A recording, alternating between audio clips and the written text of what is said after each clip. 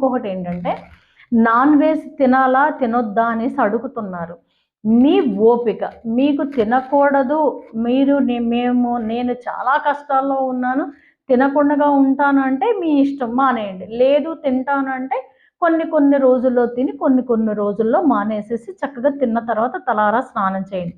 ఇంకొకటి గుర్తుంచుకోండి, సాయంత్రం మాటలు మీరు ఇలా స్వామిని చేసుకున్న తర్వాత పౌళింపు సేవ, ఈ పాలుని ఇంటిళ్ళ బాతి కూడా తీర్థంగా చక్కగా తీసుకోండి.